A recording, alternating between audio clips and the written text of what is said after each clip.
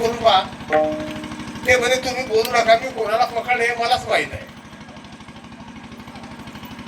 आता त्या मालकाने तोंडा पोट ठेवलं, हिची भजी ती उद्या ती त्या मालकाला घेऊन निघाली. नंतरच्या अंगणात आली, नावा केला म्हणे यशोदे पहा म्हणे आज कसा पकडला. आता भगवान घरी आले, आईला म्हणे आई मी कुठेच जात नाही म्हणे, तरी माझ्या आळ आल्याशिवाय राहत नाही, मला कळवर घे बरोबर. आईने कृष्णाला कळवर घेतलं. 6 वर्षाचं वय होतं आणि यशोदा बाहेर आली.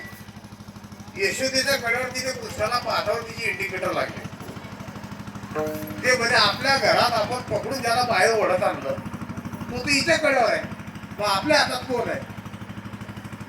तिने पाहिलं तिचा मालक होता, मग तिने तो पदर टाकून दिला ना असा, म्हणून बाया पदर घ्यायचे इथपर्यंत.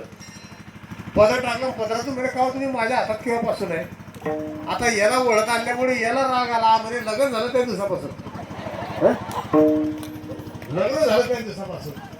मग यशोदा म्हटली कृष्णा आपल्या घरी काय कमी आहे, का उद्या का करतो सुचवली, आपल्या घरी काय कमी आहे. मग आता शेवटी यशोदा म्हटली तू आता गावात ठेवण्याच्या लायकीचा नाही, उद्या जाई राणा सगळे घेऊन बोधना. मग देव राणा किती खेळ खेळले.